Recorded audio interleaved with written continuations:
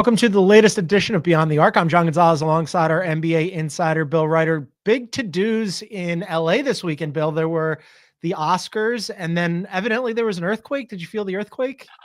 Hell yeah, I did. So I went to sleep a little early last night, and I'm like, oh, I'm gonna lay down. I'll be on my phone, and then I'm like, oh, I'm gonna go to bed. I have to get up early, and I thought, my poor wife. My wife had to go get my daughter to pick her up from her job at an ice cream shop. I thought Lori drove a car into the garage, or I thought somebody drove into our garage because Oh, no. Was that bad? everything. I jumped up and she was still here. I go, is that an earthquake or did someone hit the garage? And it was. Yeah, I felt it. I didn't. Oh yeah. I didn't feel it. I also went to bed early last night, so I slept right through that. But congrats to everybody who got on Blue Sky and turned Blue Sky. Oh yeah, go run into Blue Sky. Yeah, earthquake Twitter. So Tradition. That was always fun. All right, later in the show, drama. This is going to shock you, Bill. Drama in Philly continues following the Sixers shutting down Joel Embiid. Julius Randle returns to the Wolves in a win over the Suns. We'll discuss that and whether or not that's a good thing for the Wolves in our weekend radar segment, and we'll do Team of the Night. But first, Bill, the Lakers cannot lose. They beat the Clippers again, 2 in a row against the Clippers. Have not lost since the All-Star break. They have won 16 of 19. They have won their last 11 against teams over 500. They are now tied with the Nuggets for second in the Western Conference, ahead of them on the tiebreaker. Unstoppable Lakers. Are they just like barreling their way towards the finals here? Let me pose a question to you by way of an answer. So there's a question mark after this. JJ Redick, Coach of the Year? I mean, it's... Oh, wow. I mean, because they're so good defensively. Like, it doesn't even make sense. It doesn't make any sense. I mean, it doesn't. I don't know. I've been thinking a lot about the defense question because they are 13th in defense, but first in defense since January 15 when this run really went and started. And a lot of that was without Anthony Davis. And then they bring in Luka, who's not exactly known as a defensive stopper. I've been thinking a lot about it. So their front court obviously their center position is thin with Jackson Hayes and like nobody else. The end of the list, yeah. Vando and Dorian Finney-Smith and like the rest of their bit players are all kind of long and rangy, and they hustle and like they get after guys and get, not to do like too much coachees here, but they get in their shirts and it's kind of like just a bunch of rangy guys giving effort. And maybe it's that simple. I don't know. I mean, dude, so I can't remember if I said this as an aside, maybe to you, maybe to Brad Bakken, which we need to circle back to Brad Bakken and I, by the way, last week. And Dorian Finney-Smith is the most important sort of random piece on one of these, I guess, championship level teams. He just fits so perfectly, like into Vando too. Getting him back. I mean, Vando too. Yes, you're right. He missed, a massive chunk of last season, just comes back, halfway through this season. And I thought, okay, he's fine. He's great to just bring in as like a 7th, 8th guy. And he's been a critical component for them, but they're really cruising. And the whole point here for me is that like they're beating good teams, Bill. Yes, they are. So it's not like they're just like, oh, it's who's on your schedule and you're beating some garbage teams. They're beating good teams. So here's an interesting thing I was thinking about, and producer Aaron just gave some factoids that sort of dovetails nicely. So Aaron just put in our chat 79 days ago on December 16th, the Lakers were 13-12, 11th place in the West. Since then, they're 25-9, obviously up to second in the West. They've gone from 11th to second in 2.5 months. JJ Redick was a big question mark, and I was much more skeptical than most people. And not that I didn't think it would work. I just didn't know. I didn't think it was a sure thing either way. If you've never been a head coach, which he hadn't been, if you're coming from another job like being a podcaster, which he was, there is a world where it takes you 25 games, let's say, right, that start to figure it out. So maybe the Luka thing is significant, but you've noted this a lot, the win streak, the defensive excellence. It all predates Luka's arrival, and it doesn't include Anthony Davis for some stretches because he was hurt. This might be a JJ Redick story. It might be JJ needed a feeling out period to figure out how to kind of do his job and be a coach in the NBA. Because after his first 25 games as a coach, which can, it can take a while to figure that gig out, they've been amazing. Yeah, and to answer your initial question, I think they're absolutely one of the – if you take the Thunder off the list, they're the favorites. I think there's 4 other teams that I asked this of Sam Quinn today on the radio show. We had the same list. I think there's 4 other teams that can come out of the West if it's not the Thunder, who are clearly the favorites. And I think the Lakers are probably the first or second choice on that list after Oklahoma City with Denver, right? It's Denver or LA, I think. And then it's whatever order. So I think Memphis and I think the Warriors. You throw in Memphis too. Yeah. Okay. I am. But it's sort of I'm queasy on it, Yeah. I mean, the jaw thing, like, now his shoulder's acting up and I wonder how available he'll be. as the stretch run happens here and then going into the postseason. But yeah, I mean, the Grizzlies are good. You mentioned JJ and Coach of the Year. It's Kenny, but like now all of a sudden JJ's got to be in the conversation, right? I mean, it's Kenny, and it's going to be Kenny because the Cavs are amazing.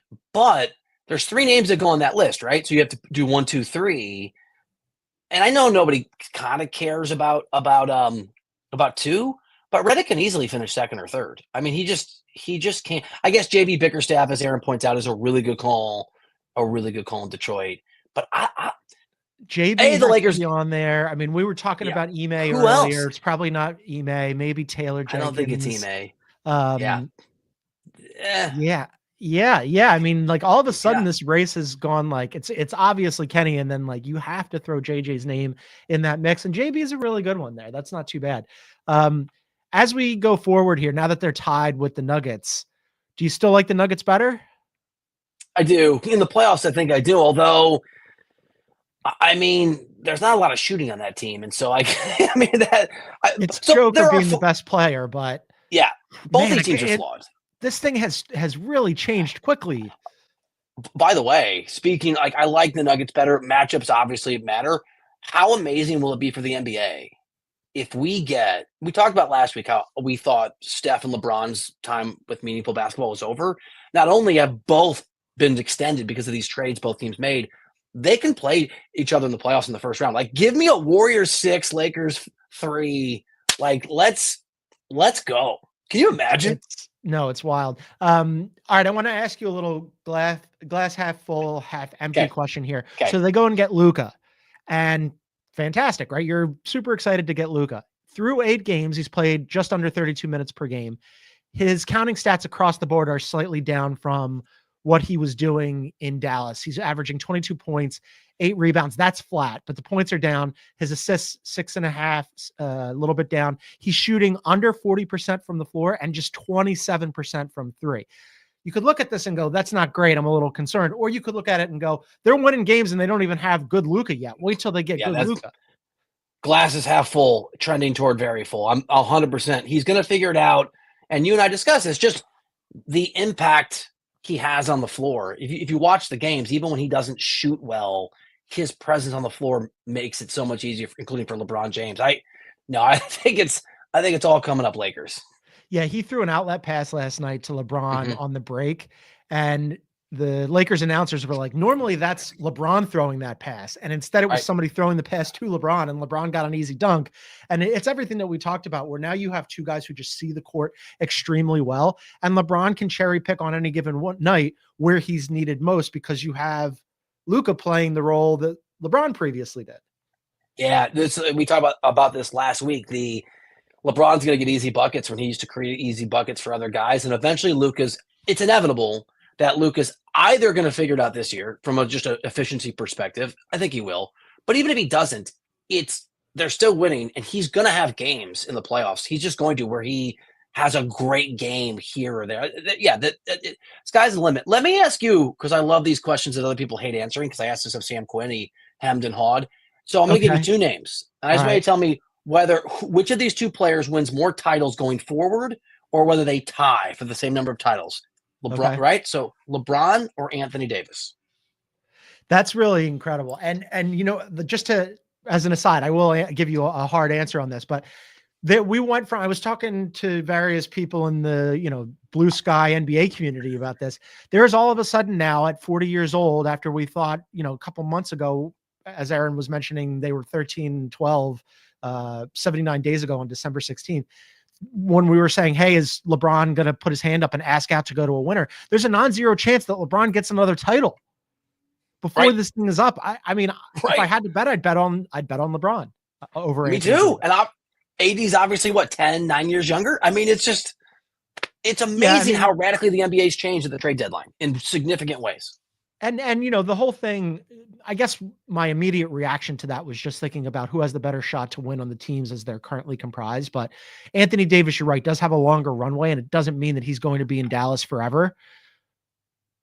But but LeBron's immediate situation, he's much closer to one right now than he was 2 months ago when Anthony Davis played on the same team as him. It's absolutely wild.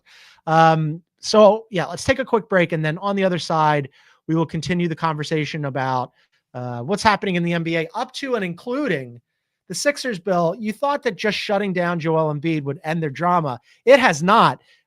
More stuff has trickled out of Philadelphia over the weekend, including Embiid evidently going directly to the owner to talk about his injury situation, which I do not think augurs well for other members of that team and that franchise. We'll talk about that on the other side. This is Beyond the Arc.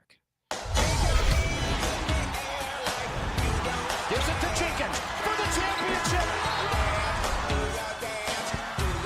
A 16 beats a 1 from sweet to elite to the Final Four.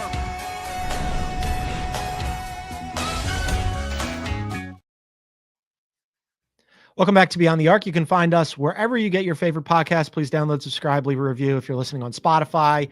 Leave us a comment on this episode. If you look below the play button on the Spotify app in full screen mode, you can drop a comment in there.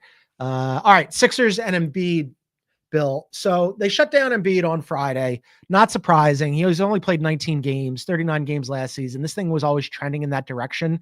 But according to various reports, Embiid went directly to owner Josh Harris about his knee. And I wanted to ask you what you made of him skipping the chain of command, because there were reports previously that Josh Harris was reluctant to give Joel Embiid the extension, given Embiid's injury history. He'll be 31 coming up. He hasn't made it through a full season, just healthy, just never happens. And so Embiid decided to go to Josh Harris to talk about his knee. And below Josh Harris is Daryl Morey, and below that is Nick Nurse, and just went right around those guys. So Nick Nurse is the betting favorite to be fired as the next coach to lose his job in the NBA. So it's not, I'm not going on a limb saying that Nick Nurse is on the hot seat. And I think an interesting question has been whether or not Daryl Morey is in any jeopardy. And you and I both know Daryl, and now context, he got an extension last December, not this past December, the December before, that takes him through 27 or 28. I should know. I just can't remember because it's a Monday. So you would presume to think he's safe. And I wrote about this on Friday. Like, he made a giant gamble. I think it was a good gamble that just you lose when you gamble sometimes. This report you're talking about, this news, I think it bodes really, really badly for Daryl Morey's survivability, short-term, medium-term. That's a big problem. You know what? This is starting to pick up steam.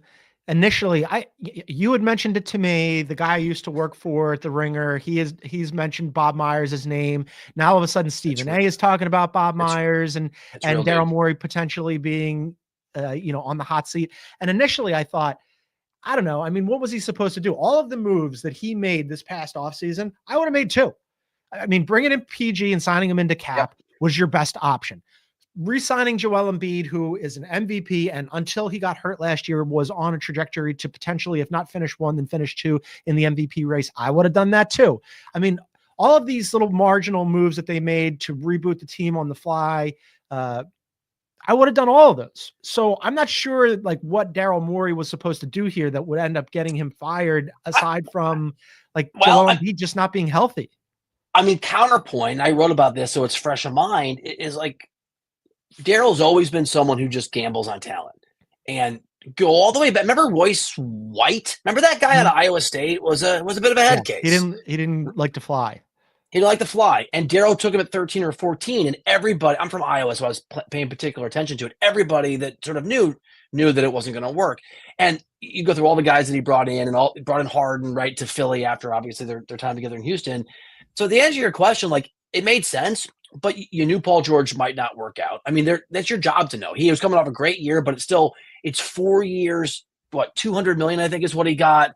It has to work in the short term. Embiid's health. You're constructing a brand new team from scratch. I mean, there was definitely a non-zero chance the wheels were going to come off. And as you noted, and I didn't know this, but you do because you're a Philly fan, and Daryl should because he's their GM, things always go badly for Philly. So whatever can go wrong does go wrong. Maybe you should have that on a list and know that's possible.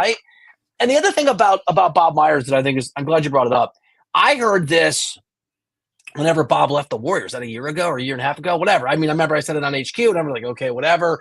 That's the job Bob Myers wanted. And part of the reason, I think we hit this last week, that he went to television is that's where you go. And owners watch ESPN or TNT, in this case, ESPN. It enhances your reputation. It puts you in a really nice sort of stasis waiting period. Bob Myers was always going to wait out, as I understood it, wanted to wait out for Philly. Why? And so if I know that, why would you want that? He wants. But if I know it, and if other people know it, you know who knows it? Josh Harris knows it. And so it's easier, I think, to grow frustrated with Daryl Morey, to accept, okay, this is dysfunctional that I have a star player coming to me about the GM. If you have a backup plan, I'm just saying, I'm not saying it's going to happen, but it's not great for Daryl, because not only is Joel Embiid going behind his back, it's well known behind the scenes, and now it's well known publicly, that there's a very legitimate, I don't think Bob Myers necessarily succeeds, by the way, but Josh Harris knows that there's a backup plan, which can speed these things up when things go badly. Yeah, I mean, there's obviously a disconnect between Joel Embiid and that franchise and the medical staff and how they've handled his injury. My position is that has been true since Joel Embiid entered the league, and they have changed the front office and the coaching staff and the medical staff several times. The one constant has been Joel Embiid. So, I guess somebody does need to get blamed. I would expect that it would be Nick Nurse. Going above that to Daryl Morey, I think you're just kind of like shuffling things around, because Daryl Morey, I agree, has not succeeded. He is one of the smartest dudes in the NBA and has been a really good general man. He hasn't won it. It's hard to win. Teams in the NBA, he has not won a championship, but he's gotten close several times, and he's made moves that I look at it and I think, like, there's a rhyme and a reason to his madness. There's a method there. I get why he does the things he does. It doesn't mean it's necessarily going to work out. Let me devil's advocate, because I like Daryl on such a personal level, but I don't want it to ever sort of impact my personal perspective. He's never, correct me if I'm wrong, I'm doing this off the top of my head, he's never made a finals. None of his teams have ever made a finals. He's made a single conference finals with Houston, right? They made one. Yeah, and they had that they blew where they went like over 26 from 3. Yep. Right. So and he's had ample resources and 212 million. Okay, a little correction. DBPG got 212 million. He's had top level. He's had MVP level players and MVP. And I wanted to bring this up too. And I'm with you. I don't think I'd move on from Daryl, but I think it's a more marginal call than it might have seemed possible even 5 months ago. It's worth remembering that James Harden nuked his relationship with Daryl publicly, challenged his character, called him a liar. Those things matter with players, right? And I can't pretend to know how Embiid sort of internalized that, or I don't know. But if you're Embiid and you got, James Harden saying all this stuff, you might be a little more open to blaming Daryl if you have your own experiences that you don't love, right? I think Harden did some lasting damage to Daryl too on the way out. And that's a very public spat from your former bestie. Yeah, it's not good. None of this is good. And while all of this is happening this weekend, the Sixers had been at least they've landed on the right outcome here, which was shut down Joel Embiid, right? I've been calling on this program for them to shut down Joel Embiid for a second and for them to go into the tank, because that way they can maximize their chances of keeping the draft pick, which is owed top 6 protected pick to Oklahoma City. Then they shut down Joel Embiid. And then, Bill, they beat the Warriors.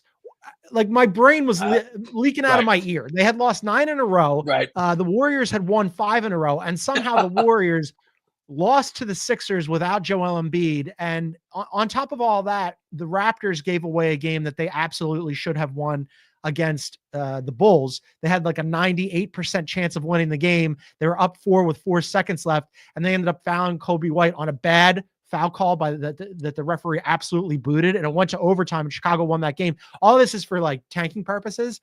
It's just like they can't get out of their own way. So on Thursday, I had Sam Quinn on, and he was saying, well, don't worry. The Sixers are the luckiest team in lottery history. And I laughed at him. I said, like, whatever metric you're using there is broken, because even when they win, they end up with Ben Simmons and Markelle Fultz. This pick is 1,000. Book it right now. They're going to miss the playoffs, and that pick is shipping to Oklahoma City. It's going 7. No question. So, by the way, no Jimmy Butler for the Warriors on Saturday, right? So, like, I guess is that okay. So here's the thing. I'm with you. And Sam, again, was on the radio show this morning. So I sort of am familiar with Sam's view. I think Sam is personally overvaluing the ability for the Sixers to have a catalyst of excellence if they get a top 6 pick. Even if they get it, which they're not going to, because they're Philadelphia. There's no, to your point, they're going to draft wrong. The kid's going to forget how to shoot, right? It's just, even if you get the right kid, if you have a Paul George contract for 3 extra years and the guy's washed and Embiid can't stay healthy, Tyrese Maxey, Jared McCain, and insert that guy. It's nice pieces, but I don't know, man. It's such a dysfunctional organization.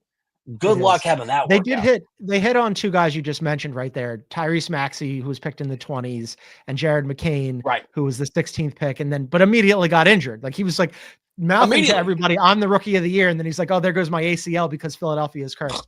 Let's take another break, and then on the other side, we will continue. We'll do a little weekend radar coming up. This is Beyond the Arc. Who's in? Who's out? Let the madness begin. The NCAA Men's Basketball Championship Selection Show on CBS and streaming on Paramount Plus. All right, welcome back to Beyond the Arc. Just a reminder, you can find us on YouTube at Beyond the Arc CBS. Please hit the like button, leave a comment, subscribe, and hit that bell symbol. You'll get notified when we go live. Tell me about Brad Bodkin. Yeah, so real quick, because we had like a podcast that's supposedly about basketball last week that divulged into a 15-minute argument about tennis. Brad Bodkin, I play a lot of tennis. It turns out Brad does, and he described himself as a 5.0. Nobody knows what that means. It would be like a guy saying, I didn't golf in college, but my handicap is a -2. -2? You sure? Because that's under par. So Brad and I have a tennis challenge, where apparently Brad's a borderline professional tennis player. So when it happens, I'm hoping it happens on the West Coast so you can come and sort of record, I want in on that. Be the witness. Because I'm a pretty good tennis player, and those of you tennis players, I'm a very high 4.0. I'm a fine, solid player. Apparently, Brad is God's gift to tennis, and he's going to beat me 6-0, 6-0. So I'm just looking forward to that humility in my life because I need it. I got to see this. I recently started playing again with my man Greg Rosenthal from NFL play, Network. My game's not bad. I don't play enough. I'm kind of like super rusty right now. I'm knocking the rust off. Too many unforced errors. But yes, I will come to the Brad Bodkin, Bill Reiter. Sure. You can play too. It's going to be fantastic. We'll do a tournament. There's a bunch of Will Brinson plays. Brianna plays. I think she played in like college or high school. Jake. Do you know Jake Winderman, who's Ira Winderman's son, who's a great guy that works? Dude, all right. We're going to get a CBS Sports tennis tournament. Okay, I can't wait. At the end. We can move on to basketball. All right, let's do a little weekend radar. Number 1 on my list here is Julius Randle returned, Bill. You and I have crushed Julius Randle all season. He came back, and they beat the Suns. They put him right back in the starting lineup. He played 34 minutes. He had 20 points, 6 rebounds, 3 assists. He shot 8 of 14 from the field. He had missed previous 13 games with a groin injury, Bill. I went back and looked at this because you and I were crushing him and then also the Wolves because the Wolves had been playing much better without him. Naz Reid had been playing really well. Jaden McDaniels had stepped forward. As it turns out, the shine on that lost a little bit of its luster over the last, week and change. While he was out, they went 5-8 without him. They were slightly better. Their offensive rating was plus 1.1 better without him. Their defensive rating somehow was minus 3.1 points worse without him. I don't know what to make of any of that, except for he came back and they're in 7th place. Here's what I make of that. Mark Twain. There are lies, there are damn lies, and there are statistics. And that is one of the few times that actually, look, I don't know the metrics. I just know if it says that Julius Randle is an advantage to your team, the metrics are wrong. Gobert's been out too, as producer Aaron points out, so that has an impact, obviously, on the defensive rating. I had been advocating for them not to put Julius Randle into the starting lineup and to move. If anything, I'd rather have Dante DiVincenzo, who's also back in the starting lineup, and have Julius Randle coming off the bench. They don't seem inclined to do that. They're just business as usual with the Wolves. So now my question becomes, when they get Gobert back and they're at full strength because Randle and DDV are back, they're in that middle of the pack, like Clippers, Warriors, Wolves, little grouping, like right on the playoff proper play-in line. How do you feel about them? I mean, they made a conference finals last year, right? But they obviously don't have Karl-Anthony Towns. They're a very different team. Feels like their ceiling is to put up a really commendable fight and remind us how good they can be and to lose in the first round. I mean, that kind of feels like the ceiling. Just pray that Julius Randle does not pick up his $30 million player option, which he's going to do. He has to, right? To pay him. He has to. I don't know who else would pay him that money. While we're on the topic of the Wolves and the Suns, because the Wolves beat the Suns last night, all of a sudden there's some rumblings about, we already had the rumblings about KD last week when we talked about him going on Draymond's show and him not taking the trade and whatever. Now all of a sudden Mark Stein is reporting that there's been some rumblings about Bud's job potentially being in question. He's in the first year of a 5-year deal. Budenholzer is in Phoenix. Don't forget, Vogel was fired. He got a 5-year deal. He was fired after year 1. And that was after Ishbia came in and replaced him with Monty Williams after his first season, Ishbia's first season. So could they possibly get rid of Bud? Yeah, and Bud and Devin Booker reportedly, according to somebody, Chris Haynes? Yeah, Chris Haynes. Somebody. Got into it. I'll just say this. I keep seeing just about that. So apparently Booker has been very, very vocal, and Bud said to him, "I need you to be less vocal." And Booker went, is the report, and was like, "This is how I do it," and then just like took off. Well, that doesn't sound. It's worth noting. I'm not disputing anything. I'm just worth noting Chris Haynes' approach to sourcing his great relationships with players, right? Mm-hmm. So that report is probably from a Devin Booker perspective. Right? There's probably in that respect, then in that regard, if you are, and when we're theorizing here, but if this is a Devin Booker isn't happy, goes to Chris Haynes and goes, "Hey, I was being vocal. I thought this team needed it. We haven't been playing well." Right. And then all of a sudden Bud tells me to tone it down. Sounds to me like Devin Booker is not thrilled about that. No, it's bad for Bud. And I was going to say to your thing, Ishbia does not run that. The owner, Matt Ishbia, does not run that thing impressively. He has lots of money. And did I tell you this? I keep seeing Frank Vogel driving around my neighborhood. Just, he's an advisor. Loving life. He looks Rich so happy. If you're just like a rich guy getting paid not to work, driving a nice car, and just what do you look like? I've seen him multiple times now. Advisor for the Mavs.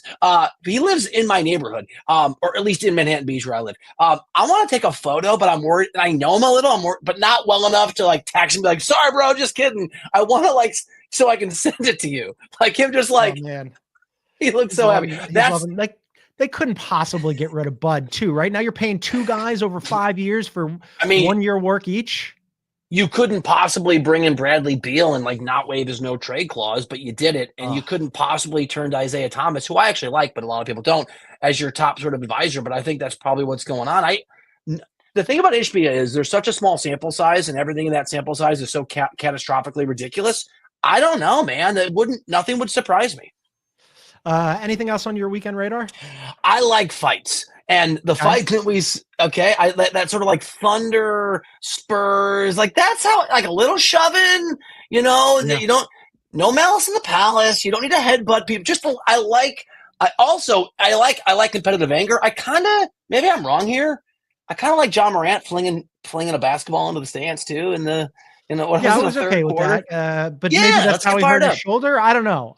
Who knows with that guy? That's less good. All of a sudden he's like, "Oh, I shouldn't have thrown that basketball." Last one on my end. I don't know if you caught the Cavs and the Celtics game, but the Celtics got out to a super hot start in that game. They're up 25-3. And this was so delicious. Jason Tatum was caught on camera going, "Get out of here." And he threw an expletive in there as well, right? And they ended up losing that game at home. And Jason Tatum, maybe too soon for you to crow about that, because the Cavs are on a heater right now. And for them to go, yes, there was no Kristaps Porzingis, and yes, there was no Drew Holiday in that game, but Jason Tatum was really feeling himself. And maybe you poked the bear a little too early on that one. Can I also just say that if you're an MVP, if you're supposed to win the MVP, you make sure your team wins that game when you're spotted that kind of lead and you're playing. I mean, I'm just saying Tatum's great, but it feels like that's also a great example that he needs some help to see these things. He needs to get these guys back. Last thing before we go to team of the night here for the Warriors, as I mentioned, they lost to the Sixers, who did not have Joel Embiid and are in complete free fall, hadn't won a game in forever, had lost 9 in a row. The Warriors lose that game. No Jimmy Butler, as you mentioned. Where are you on the Warriors and their contender status? I can't believe I'm going to say this. They can win an NBA championship this year. I don't think they will, but we keep coming back to this. Look, the Thunder there are 2 teams to beat in the East. There are 2 Goliaths you have to get through in the East. There's only one in the West. And that team in the West, the Thunder, unlike the Celtics in the East, have never done it. And so if their learning curve, it turns out, continues to be needed this year, if they just aren't able to make a finals this year, it's got to be somebody. And why not Golden State? They're almost unbeatable when Butler's out there. Stephen Curry looks totally rejuvenated. And let's say that you have a Lakers-Warriors first-round matchup, which is possible. The winner of that series is going to have so much momentum and confidence coming off this incredible turn since the trade deadline. Sure, if it's the Warriors that won that series, I could absolutely see them being shocking. Because Steph Curry, we forget, he's that good. He's, for me, top 5 player of all time. They're not my favorites, but if you make me power rank a list of would-be NBA champions this year, they're hot. I mean, once you get through the big 3, they're pretty high. Yeah, I mean, since Jimmy came, they're 3rd in offensive rating and 4th in defensive rating. I mean, their strength of schedule, not that bad, middle of the pack. I like them. As we're sitting here, they're 7th in the Western Conference. So the teams around them, right? The Clippers have the same record. I like them better than the Clippers. The Minnesota Timberwolves have the same record. I like them better than the T-Wolves. I like them better than the Kings, who are in 9th. I like them better than the Mavericks, who are in 10th and have no bigs. As we go ahead of them, the Rockets, my Rockets, I love the Rockets, but when playoff basketball comes around, I'd rather have Jimmy, Draymond, and Steph than, even though the Rockets have a bunch of really good, useful players, just like the Rockets looking around going, whose ball is it tonight? I probably don't like them better than the Grizz, but it's really close. So yeah, I'd put them in that grouping of below the Thunder. It's Lakers and Nuggets. And then I'd probably have Grizz and Warriors. And it's a toss up for me with those 2 teams. I hadn't thought of that as a choose. That's a great question. I might take the Warriors over the Grizz. And I've been high on the Grizz all year. It's close. It's really close just because the top line talent with the Warriors, when you have Steph Curry, and you can just go, okay, Steph is here. Now you've got another closer with Jimmy, and Draymond is being disruptive at the defensive end and facilitating on the offensive end. I really like their chances in the postseason. All right, let's wrap it up with team of the night. Do you want to go first? Because I've got 2 and I'll do the other one. Yeah, I got the Cavs. They've won 10 in a row. They're the hottest team in the NBA. At some point, I think the skeptics have to believe what they've been seeing here. Bill, they're just the 12th team in NBA history to win 50 of their first 60 games. 6 of the previous 11 who did that went on to win the title, so roughly half. I'm not saying that they're going to win the title. They've got some work to do in the postseason. They got to get it out of the East, first of all, and beat the defending champs, and then whoever comes out of the West is going to be really difficult. However, they've won 50 of their first 60. They're 50-10. They're good. Are there any skeptics left? I'm not. My skepticism's over. I already told you, I'm already making plans for Velvet Tango Room potentially in June. I forgot about that. We're going to have to go for that. No, I think that my Boston friends for sure don't believe, even though they just lost at home. And because I get excuses from them. Well, they didn't have KP, they didn't have Drew. And I'm like, all right, fine. But like the Cavs just keep rolling. Yeah. The team that I have as my team of the night is the team that the Cavs beat on Friday, that came back and won against the Nuggets yesterday, like the Celtics, right? I mean, can't win them all. You blew that lead. I still think Denver's we've talked about a formidable team. It's a nice win, right? How do you shake off blowing a game like that against your sort of Eastern Conference rival? Go beat a team that won a championship a couple years ago. Nice win for Boston. Yeah, nice rebound for them. All right, that's going to do it for us today. We're going to be back at it tomorrow live on YouTube at 12 p.m. Eastern. You can find us at Beyond the Arc CBS. But for now, for our NBA insider, Bill Reiter, I'm John Gonzalez. Thanks for tuning in, everybody. See you tomorrow.